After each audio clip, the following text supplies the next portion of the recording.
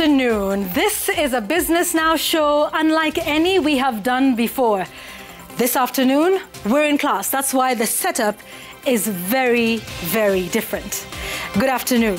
Now, it is said that when you invest, you are buying a day that you don't have to work. For many, though, it is easier said than done with tight budgets and not enough income. Saving, let alone investing, will often be abandoned as we live for each day. But yet, there is the alternative argument that one will never earn enough to start saving and investing. So how can this be done? Where does one begin? And once you have made the decision to do so, what options exist out there for you? On Business Now today, we go back to class. It's Investments 101, and class begins right now. But first, the highlights.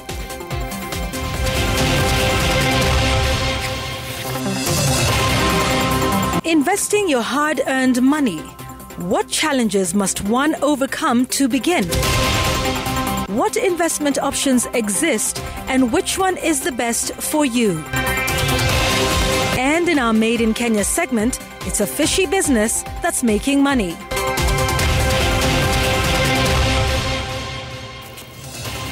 So we invite you to send us all your questions, all right? You can do that at Citizen TV Kenya, at Yvonne Okwara. Please use the hashtag BusinessNow. What sort of savings or investments are you interested in? How much should you be saving if you earn 20,000, 30,000, 50,000, 80,000? And then what do you do with those savings? What investment options are available for you? All of your questions will be answered on the show today, so keep them coming, because my guest, Maxwell Gishui, who is a financial coach, will be with us today. We have just one guest because we have a lot to get through, and many of them are your questions. We're looking forward to having them answered all on Business Now as we all look to push our shillings a little further for our future investments. That is coming up in just a short while, but allow me to update you on what's making headlines in the world of business. Let us start off with the National Cohesion and Integration Commission that is calling on politicians to refrain from use of hate speech, as it could lead to violence during the electioneering period, affecting business negatively. The NCIC chair, Dr. Samuel Kobia, who was speaking during a breakfast meeting organized by Mount Kenya University, said that the politicians need to understand the country relies on its business to keep the economy afloat.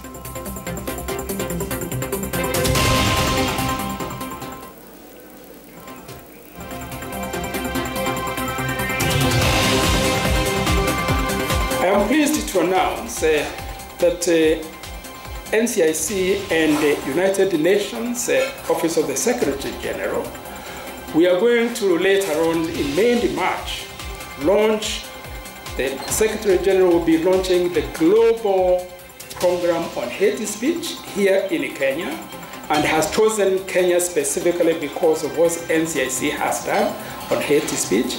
And we will be launching, and I expect that His Excellency the President will be launching our now renewed program on hate speech in the And the United Nations Economic Commission for Africa is working with IGAD to establish a centralized pooled procurement mechanism, regional database, and regulatory affairs for select maternal, neonatal, and child health medicines, as well as informing member states on the communication strategy for AFCTA-anchored Pharma Initiative. The Economic Commission for Africa launched the Pharmaceutical Project in November 2019 with a specific aim to bring ideas to action as part of the successful operationalization of the African Continental Free Trade Area, which draws together a market of 1.3 billion people and combines a gross domestic product of $2.5 trillion. And finally, President Uhuru Kenyatta is expected to speak at the African Union Development Agency 7th PIDA Week, or the Program for Infrastructure Development in Africa Week, that begins this afternoon. And it is themed Putting Africa on a Firm Footing for Recovery, Growth and Resilience Through Infrastructure. The event will feature different sessions ranging from the Continental Business Network breakfast session to sessions on the African Continental Free Trade Area, cyber security, the African Single Electricity Market, PIDA Jobs Outlook, as well as gender responsive financing for post-COVID recovery efforts. Now, during the week, there shall be site visits to some of Kenya's key infrastructure projects, such as the Lapsset Corridor, the Konza ICT Park, and the Nairobi Expressway.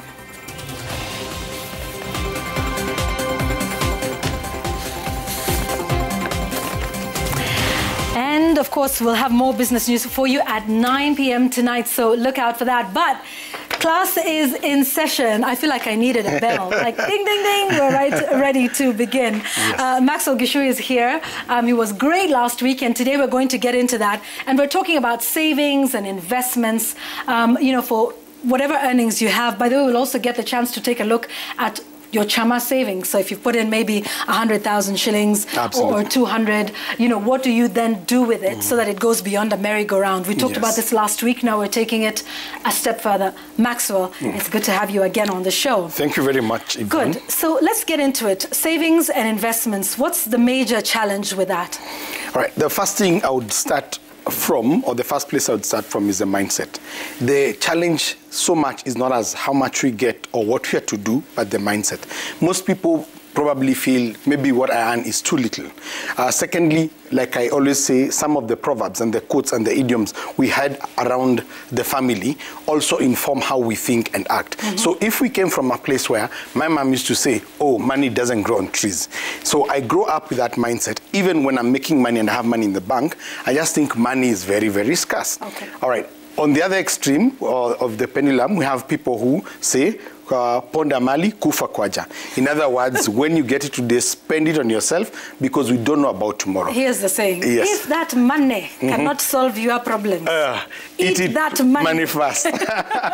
And that's a challenge, Yvonne, because if I ponder this money today, and today I'm young, I'm energetic, I'm strong, I will need this money, what I'm making today, especially when I'm older. So it's okay. And when we talk about budget and savings and investments, we're not saying you should deny yourself everything. We're saying let's plan, but let's have our priorities right. Okay. And that's where we start, and that's why we will start with the budget. Okay. And budgeting is important. Budgeting is so important, Yvonne. There are many people, especially people who are self-employed and have not taken in the discipline of how to work with their money. These guys make a lot of money, Yvonne. There are people who earn 2,000 a day, and they think they are making kidogo money. But this is a lot of money. 2,000 times 25 is 50,000. Right. But because we make it every day, so I'll go and spend 500 on lunch, I'll spend 500 on entertainment. By the time I get home, I have 400. And I think I'm not making money. Yet, how many people are making that kind of money in the formal business? So budgeting is very important because it highlights where our money will go to. Most people, if I ask you, Yvonne, how you spend your money, I can guarantee you things like rent, school fees, transport, car maintenance, all those things, we have them at the top of our head. But when you go out with your girlfriends on Thursday, you really don't count how much you spend. Except I don't go out with my girlfriends. Absolutely. No, I'm joking. All right. I'm kidding. Right? We had a clear example in one of the Centonomy classes, a lady who used to buy tropical sweets every morning. So if you multiply 50 shillings, let's say times 25 days, how much is that? 1,250. Right. Now, 1,250, why not buy just wholesale? So every morning when you're leaving the house, you can take a lump sum. Okay. Yeah.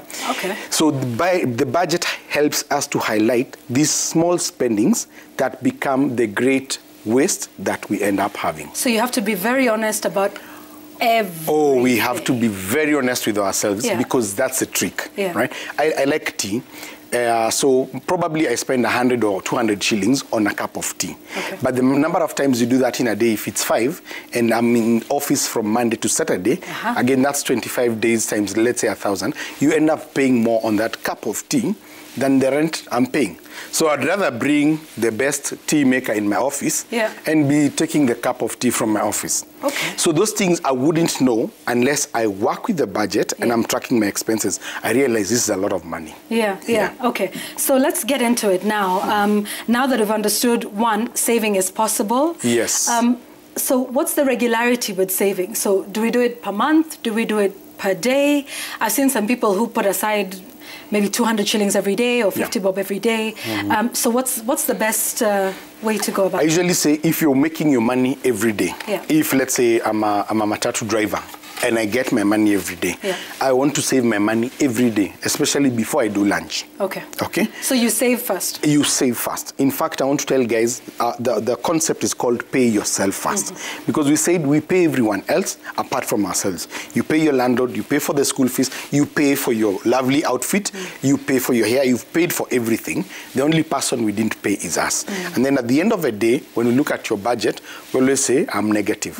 But we're not negative, it's just that we didn't know what to prioritize, because if I paid myself first, I'll still end up paying these things. Yeah. Okay. That's why, a good example, when guys had to take a pay cut, let's say 20% off, we were able to bring ourselves to work within the 80% that we still have, and life continues. I would like for people to prioritize savings in such a manner. Okay. Yeah. Okay.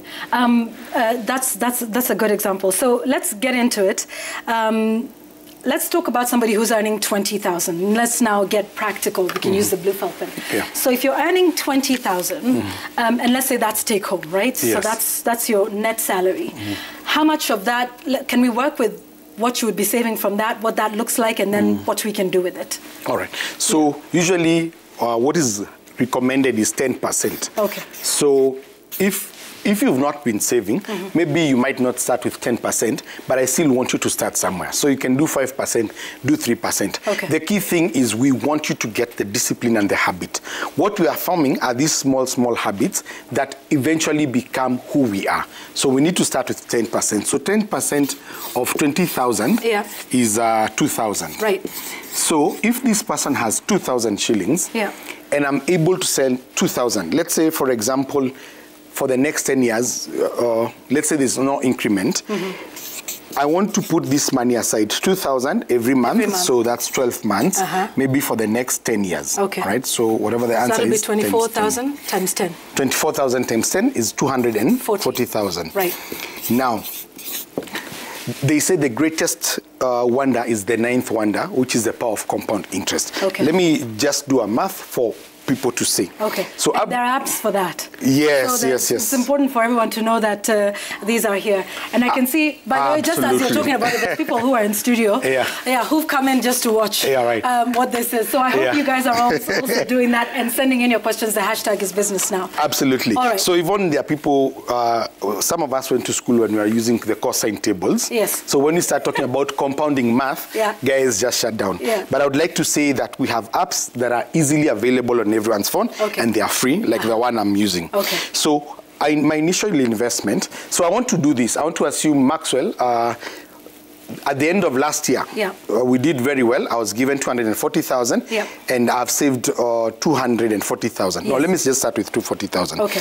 So if you want to invest this money for the next 10 years, how will it look like? So we'll have 240,000. 240,000 for 10 years. Okay? So that's money you've saved over 10 years, yes? Yes. Okay. And I want you to continue putting in the 2,000 every month. So every month we still have, this is where I want to start from. Let me assume you've saved this for a whole year. Okay. Okay? So I put in, again, I'm using an app, so you don't need to be good at math. Yeah. The app will do that for us. Okay?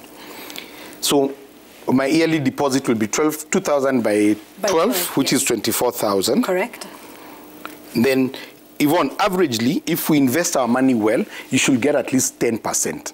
Okay? 10% back. 10% back, all right? And we'll get into that. But averagely, a good return should be around 10%. Okay. The other day, we had a CBK floated a bond that is giving us 13-point-something%. So it's okay to say that we can get the 10%. Okay. So let me put in on my app the 10%. 10%, and I want to invest this money in 10 years. So my total here after 10 years will be 1,996,000. Okay? So after investing 240,000 over a 10-year period, you get this money. And I'm putting in 2,000 every month. Okay. I have 1 million shillings. What of those who will say this is very little money? Of course, we go back to our savings. Yes. Number two, our lump sum. Because I still have an option of getting lump sum and adding to what I do. Okay. And I always tell people, when we get lump sum, because even how many times will we get lump sum? Yeah. I've not gotten any in the last 5 years, so maybe this is my year. When we get lump sum, because it's money I had not planned or anticipated for, yes. especially the bigger the amount, the more I advise people, save at least 50% of that money. Okay. For example, if today someone bequeathed me with $1 million shilling, even let me tell you, I would not go and buy a suit or anything. I'd rather go and buy that bond for 13-point-something% because it means every year I'm getting 130,000. Then tomorrow I can go and buy the suit I want. Next year I still have money to take me for holiday, and my 1 million is still there. Okay. Yes. And then that's correct to say that your principal remains, but all of this you're earning on top of that. Yes. But you've talked about, earning this. This is sort of 10%. So this is investing in what, for instance? So let's compare. You have a SACCO. Yes. You've got government bonds. So what are the options that exist, and which ones? How do they compare? All right. Yvonne, actually, before we go to that, let me put something so that guys can see the numbers clearly. Okay. When we will have gotten the 1 million, the money that we will have earned in interest is 524,000. 524,996. So when we say your money is working for you, that's what we mean. You employed your money, around half a million shilling, and that $500,000 went to the field and brought you back money. Yeah, but hang on, this is 240,000. That was our principal. Yes. And so in 10 years, it's given us this. Yes. So that means it's earned, what, 760, thereabouts? Almost 600,000. Yeah, okay. Yes. Okay. Yes. So look at that, that's a lot of money. Yeah. And that money, 2,000, someone could be putting it aside, or they're spending it in one weekend, and you feel like it's nothing. Yeah. But if this is in 10 years, if my child is 4 years of age, that means when he's going to campus, I would have a good lump sum to take him to university. Okay. And I want people to consider it that way, because when we go to the budget, we say prioritize what is important. So even maybe for me, what is important is education. And my child is 4 or 5 years old. So I want to make sure, because I know primary and high school I can take care of. Why I'm not sure is university, and I want him to go to a good university. There is how much money can I put aside. Again, this app will show you. Just decide this is the end amount I want. So I go back. You can work backwards. I work backwards. Okay. Yeah. Okay. So what type of investments would get us here? Maybe we can talk about what exists, because I know this looks really good, but maybe you've got fixed deposits accounts, which are great. It's, a place you can put money. But in my experience, nothing against banks, but and that's why we always say it's a level of risk. So there's nothing risk-free, but we've got limited risk. So before we say that, these are the 3 tabs that we use to help us decide on the vehicle of investment. So the first one is what we call cash preservation. I hope my handwriting doesn't look like a subscription for some medicine. Preservation. Is it? I think it's. I think it's clear. I hope it's lucid. Clear? Yes. Yeah. Right? There we go. It is. Okay. Yes. Yeah. Then we have fixed income. Okay. And then we have capital investments, capital returns. So, for example, let me use a simple example. So here is Maxwell. I have an uncle who's going to do his PhD. It will take him around 3 to 4 years. So he says, Maxwell, I have $1 million or $500,000 in the bank, and because I know you're good with money, I want to give you $500,000 because I'm not using until I finish my PhD for my project. So what I want you to guarantee me is that money, when I come back, it will be there. So my uncle gives me money. So when I come to the vehicles of investments that are available for me, and I think I'll explain them first. So cash preservation means if I put my money here, what I'm looking for is not making returns on this amount of money, but it's to keep it safely. Okay. So it's not safe in my mattress because anyone can break it into. It's not safe in my office, including myself, accessing that money. And you just pinch, just because I saw some very good Timberland boots. True. All right? So cash preservation, that's the purpose. Okay. I want my money kept safe. I'm not looking for an aggressive return. Then we have fixed income, where I put my money and there's a promise that when I put this money, the returns are better than what I'll get from the cash preservations, but they are not that aggressive. Okay. So an example of cash preservation would be a SACCO, a fixed call, or a savings account, where we'll talk around maybe 4 to 6%.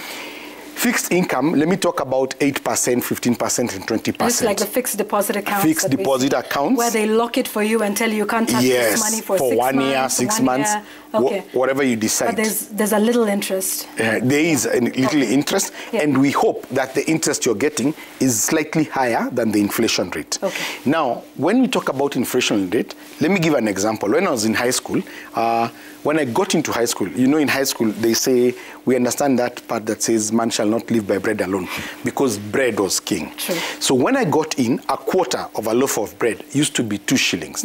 That's the time we had the highest inflation. And one term later, that same quarter was 4 shillings. Wow.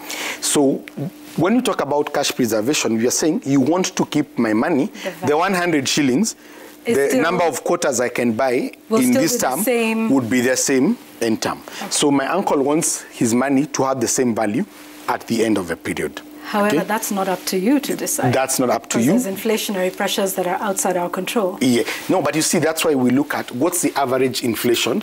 Let's say, I think currently it should be 4.5%, right? So I want to look for a cash preservation vehicle that will give me over 4.5%. Okay. That's the only way I guarantee myself that I'm doing well. The value of the money remains the same. The value remains the same. Okay. Right? So fixed income, we'll talk about fixed call.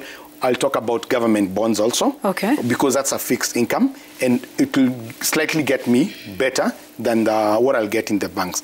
Then we have capital income. So capital income means Maxwell is aggressive on the kind of returns that he's looking for. So we'll talk about things like business or equities or equity funds, where I know I can put 100 shillings and get back the 100 shillings or get 80 shillings. But now what happens is this graph is usually like this, okay?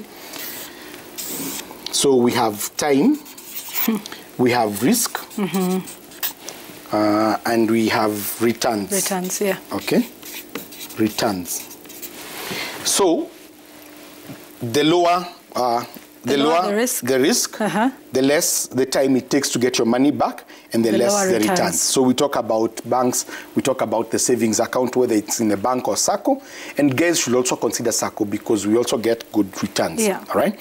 Then we have fixed income, so higher return, but the risk is also higher than when my money is in a fixed account. Then we talk about business or real estate or land. I want to build these small houses that will give me good money. But the risks, Yvonne, there are things they didn't tell me when I started that project. Yeah. Halfway is when you realize, oh my God, there are things I didn't cater for. So, and then of course, if I did some few units, and when we're talking about real estate, people don't have to think I want to build a flat. You can just get a plot and do 1 unit at a time, all right? But it still takes a longer time, but the returns are higher and the risks are higher. If even you gave me some money before COVID and I was going to buy some things in Uganda, of course I'll give you better returns. But then as we were coming back, the borders were closed and our goods are perishable. Okay, okay, understood on the level of risk. All right.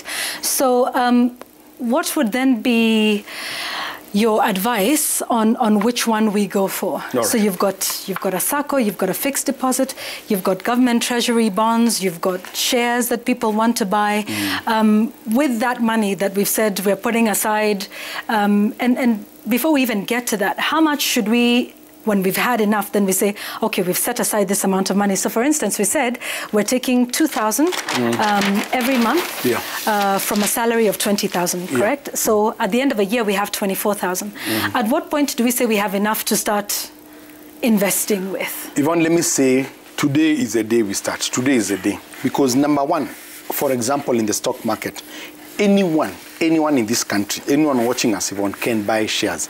The minimum requirement is 100 units of any share in any counter. That means if a share is 5 shillings, all I need is 500 bob. Okay. So what would encourage people is to get a stockbroker. You can go to the NSE website and see the guys who are licensed and you know they are behaving well, and open your account.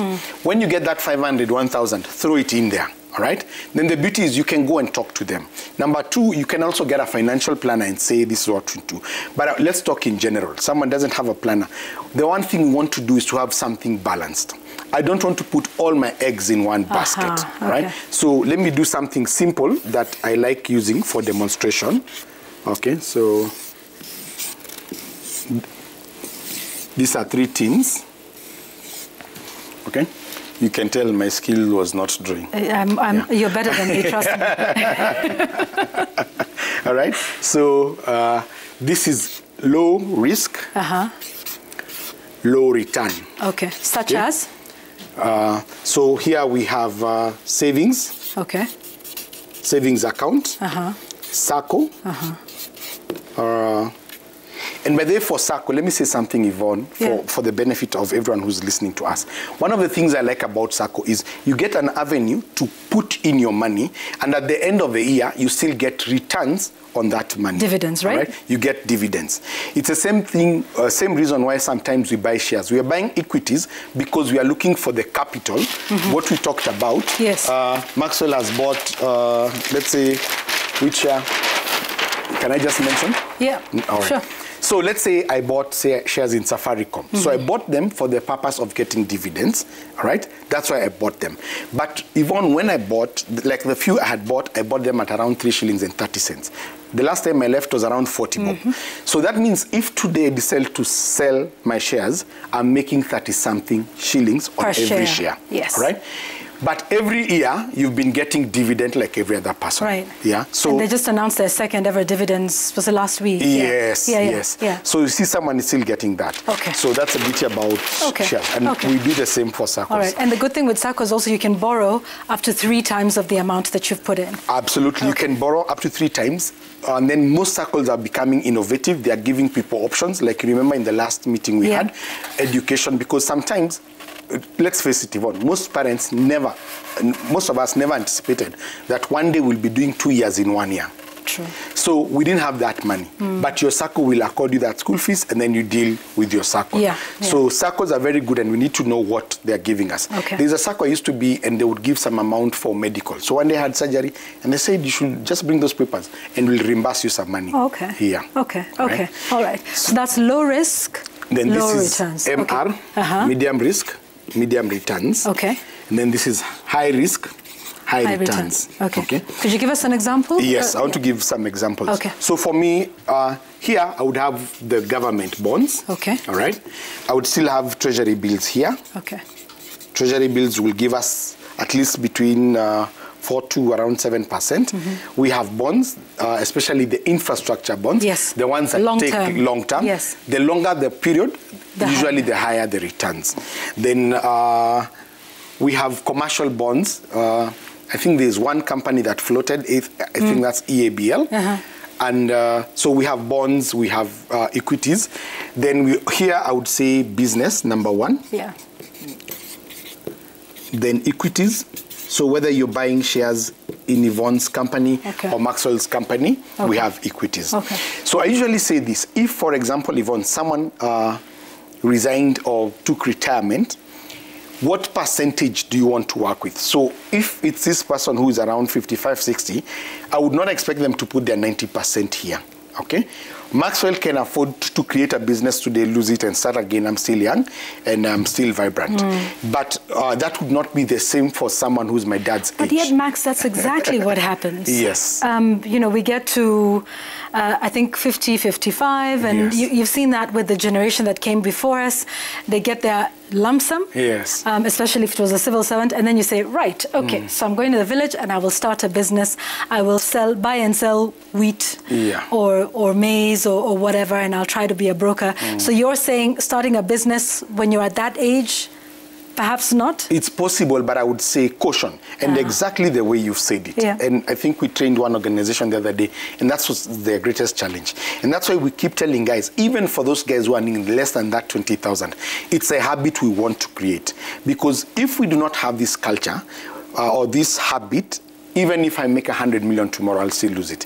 And even sometimes people keep saying, Maxwell, what I get when I go to my budget, I'm negative. So the day I earn more, I will do more. But Yvonne, that's a mistake, because the day I earn more, then my expenses also rise. You know, I want a better car. Then I realize I want to live in a better neighborhood. Then I realize I want to go to better joints.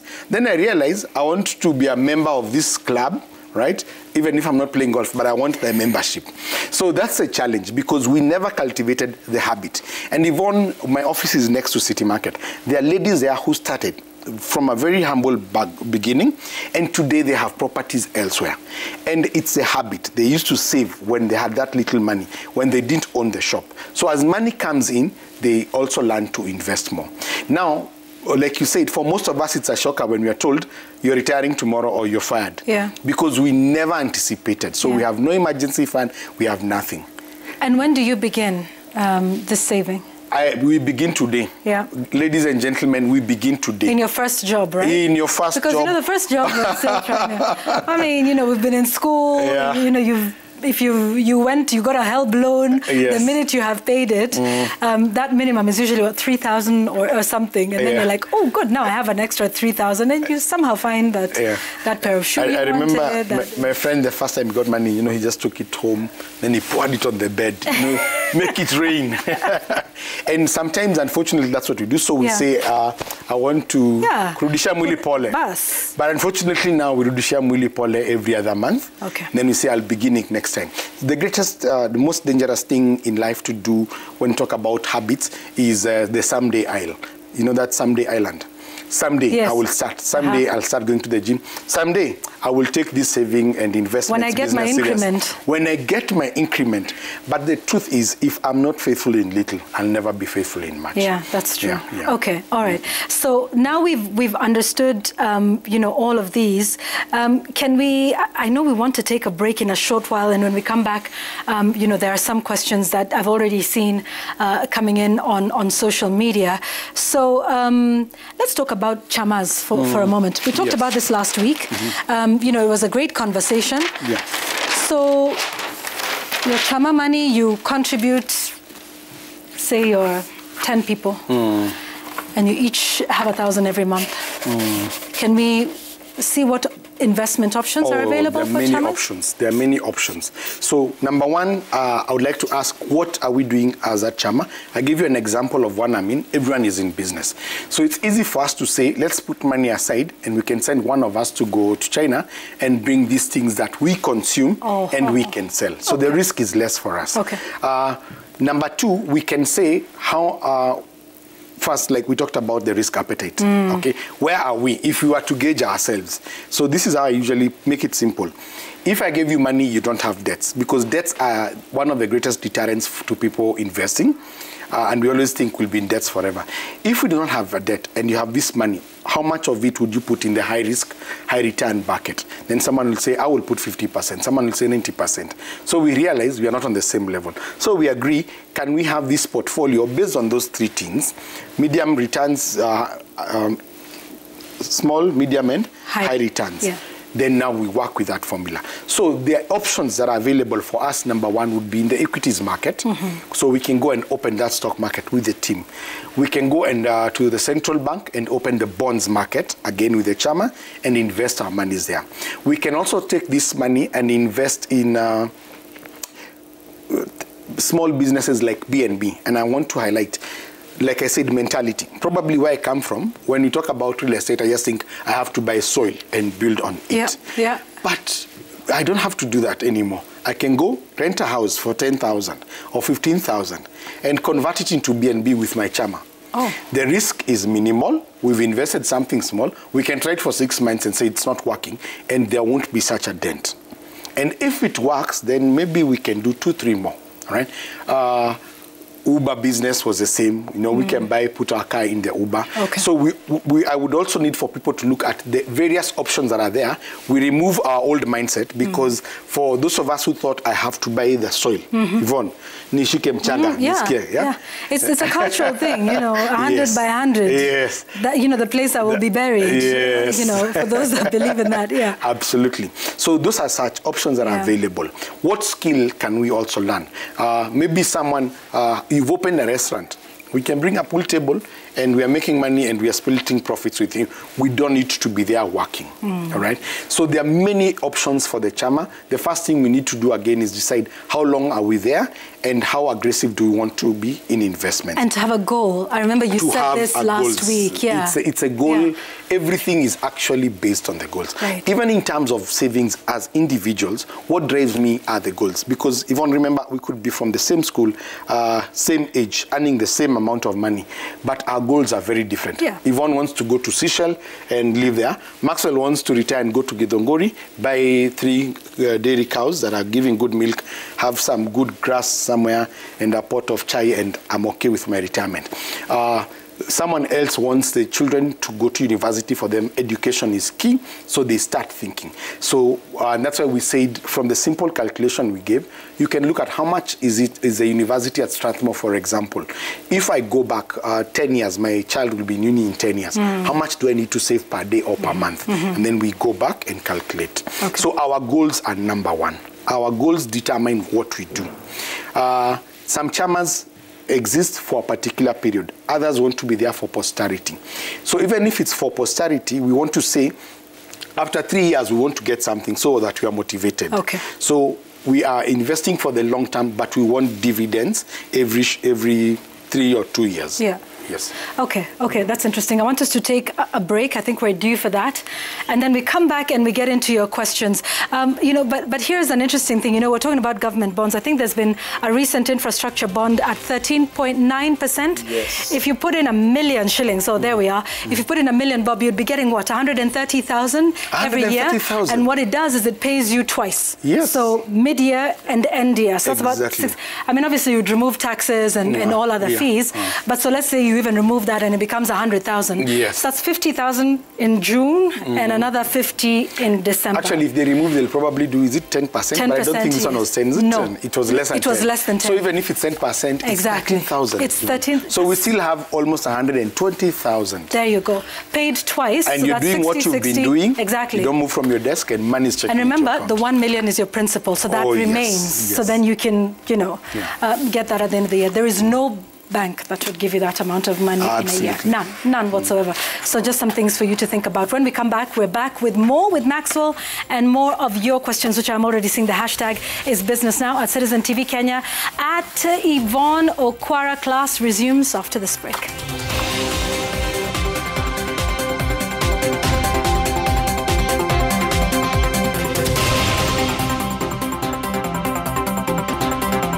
All right, so welcome back. We want to get into your questions very, very quickly.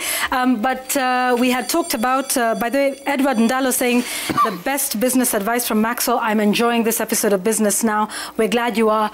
There's more of your questions. But first, before we took the break, we had talked about infrastructure bonds, right? Yes. I know of one that has a 12.965%, but you're talking about this latest one? Yeah. Yeah, let's do some computations for this one. Explain so how much amount do you want us to work with? 100,000. 100,000. Yeah. So you're in your chama. Yep. And let's say our chama is long term.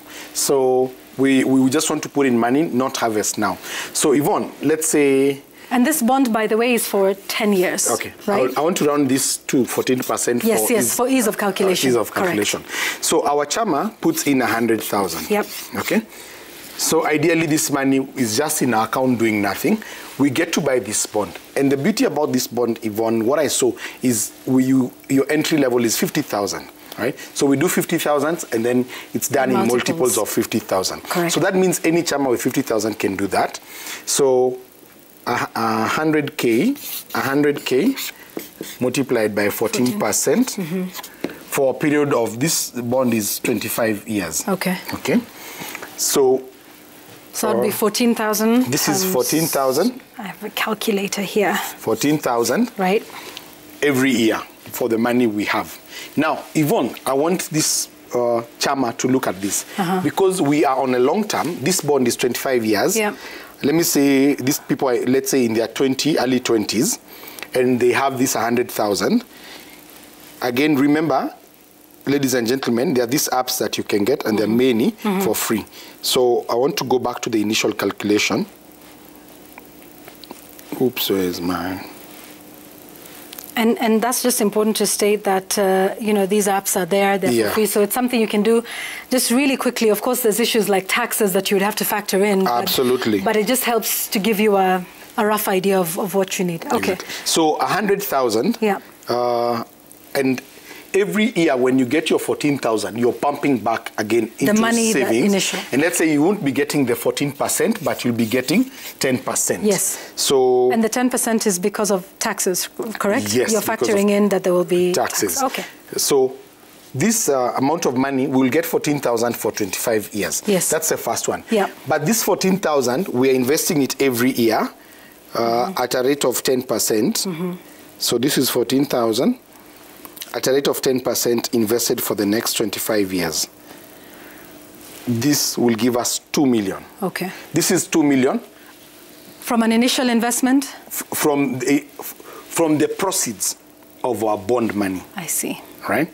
So that's the beauty about compound interest. Okay. So this Chama in 20 years will have 2 million shillings. Right. And you see what you're doing is also, and that is just saying that it's 100,000 constant. So what you would say is if this 14,000 you get it, you don't withdraw, you add it so that it's 114 and then you get more and you keep on doing that. And remember, this is paying you every year. Yeah. Like, you wouldn't get that. Let me shock you, Yvonne. Because this is, hang on, this is 14%. How much would you get from a bank? The bank is what, it's around 4.5%. Yeah. So you see how much you'd be getting, which is about a tenth of this. And again, these bonds, actually, the government really encourages us, citizens and Kenyans, to buy these bonds because the returns are good, the money is secured. Yeah. If tomorrow they don't have money, they'll just tax more, but they will give us this reimbursed. Because if you put government money, pays this first. Absolutely. This is the one thing. Debt is a first pay for government. Yes. So any money that they owe, they pay first. It's debt and pensions that come out of the consolidated fund. So what the government owes, they pay first. So when the government owes you money because you invested in an infrastructure bond for the government, you get paid first. Yes. How's that? Just the way China does. Yes. Yeah. So there you go. That's an interesting one. So let's get into these questions real quick because there's quite a few of them. If we can, I guess, want to pull them up on the screen.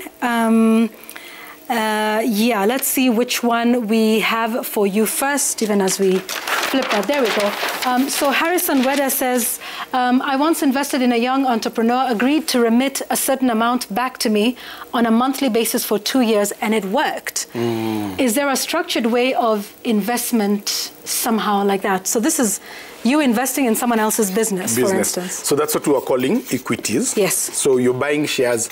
It's the same. When I buy shares in the stock exchange market, I'm buying into Safaricom business. Okay. It's just that the ratios are small, but it's the same. Now, in terms of agreement, it will be on partnership basis. But let them remember that business is high risk, high return, especially based on the age and the experience of the person you're investing in.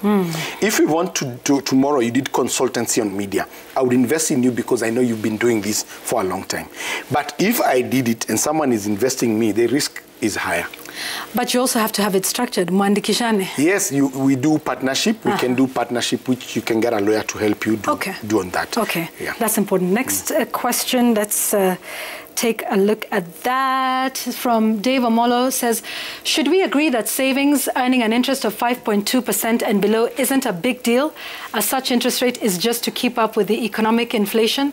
Inflation rate by 2021 was 5.2%. Everyone always asks, what's the contrary? If you don't do that, what are we doing? One of the things I like about chamas, we were talking about in the last program, is chamas make us save. Because if I'm in a chama where every month I have to give my 10,000, if I don't give, there are charges. So I get into the habit of saying initially because I don't want to pay fines. But at the end of that year, I've trained my brain to save.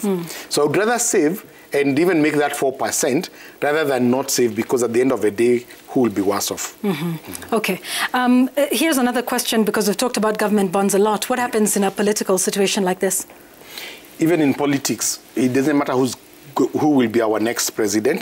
The pledges that the government has made, they will still pay. There are pledges that are being made that were done probably even before Uhuru was in power, and guys are still earning their money. So it doesn't matter because it's a government. Okay, all right. In the worst case scenario, if there's no government, there's nothing. Which other business is working in the economy? That's true. And, you know, like to expect a total collapse of government, that would be, you know, quite a grave situation. Absolutely. Hardly comes to that. We have another one.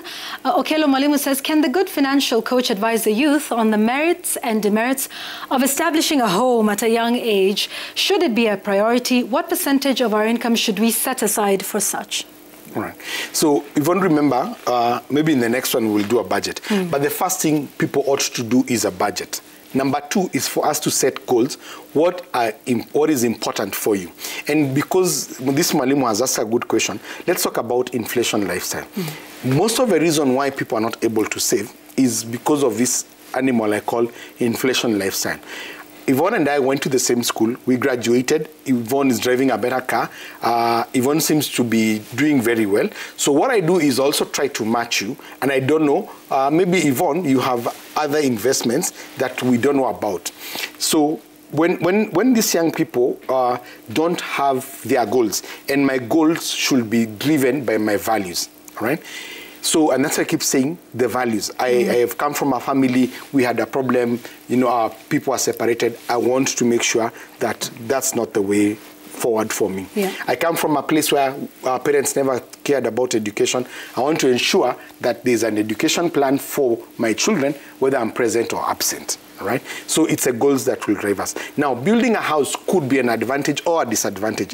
Again, it goes back to goals. Well, I've heard some people say, and you can tell me what you think, that if at my age now I'm building my retirement home, that's great. But imagine if I'm able to do that in 2 years, right? But then that retirement home is not an investment that would bring back returns. Yes. Because it's most likely in my village. You can't rent it out, so it can't give you money. And also homes have running expenses. So, you know, you have to make sure that, you know, the piping is working, the electricity and all. So it's actually an added expense, you know, for something that will come later, and that maybe doing something else would be, you know, something that can give me returns today, that at that point would enable me, you know, buy a house, the house of my dreams early. All right. Okay. So at Centronomy, we do this. Right. We've got assets and liabilities. Yep. So when we talk about liabilities, people understand liabilities. When I get a loan from the bank, that's a liability. But let's talk about assets, because, like again, I said mindset. When I grew up, I knew, like you said, you have to build a house in Shags and you have to do this. Yeah. So you spent around 5 million or 10 million or whatever amount you do. Yeah. And we don't consider in our class a house as an asset. Number one, for two main reasons. You're not planning to buy this house and sell it. You want it to be your own home.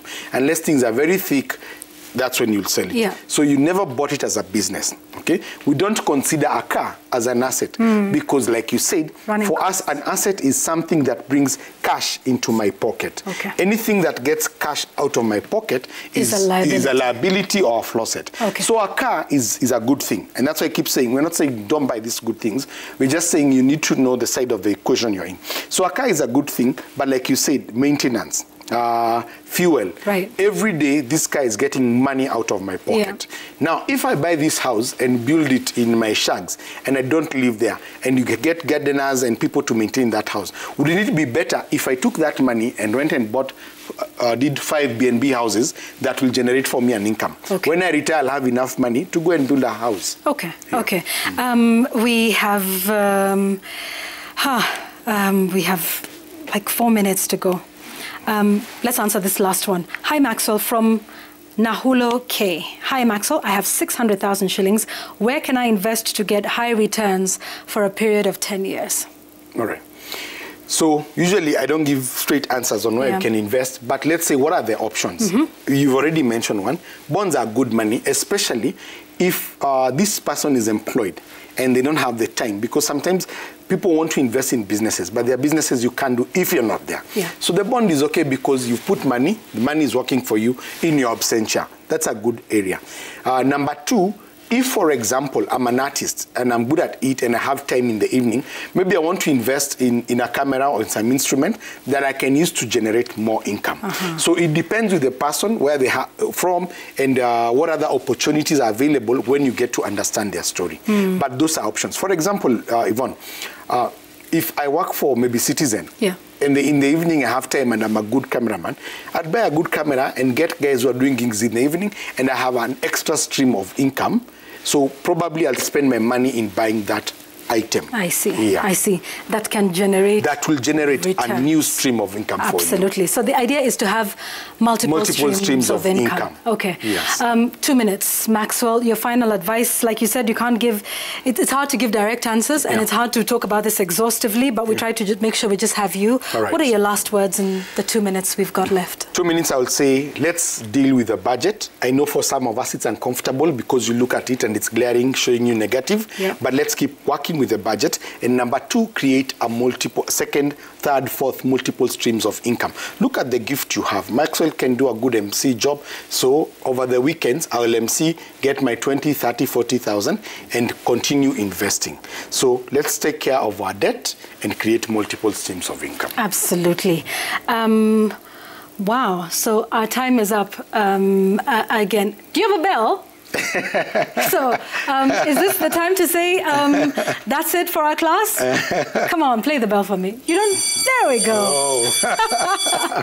Fantastic. Class is over. Thank you very much. Maxwell Gishui is a financial coach. How do people get in touch with you online? Because I have a lot of that. Maxwell Gishui, we are on Twitter. Yeah. And Maxwell_Gishui on Instagram. Okay, okay, he's on Instagram. And on LinkedIn as well. Okay, good, there you go. So Maxwell is someone we'll have coming again from time to time because we need a refresher. Can we have that bell again? It sounds really good. I really like it. I really like it. There we go. Good. So that means, you know, it's time for your lunch break. Thank you very much for watching the show today. Oh my gosh, again, and I know Edward Chua will have my head, but I think he also benefited from the show today because it means we don't have time for Made in Kenya. But Made in Kenya also airs at 9 p.m. during the business news segment tonight on Monday Report. So please do look out for that. It's a great story about some guys who are doing exactly what we've been talking about during the COVID-19 pandemic. They went into making aquariums. Do you know how much those things cost? Like just have your little fishes in there. It's like 100,000 plus. So they found a great business opportunity and they're making money and they're making it in Kenya. That is tonight at 9 p.m. That's it for our class this afternoon. We shall see you again next week. Have a great afternoon. I'm Yvonne Okwara Matole and many thanks to Maxwell Gishui. As always, thank you to Yvonne. Asante sana. All right, thank you. Good afternoon. All right.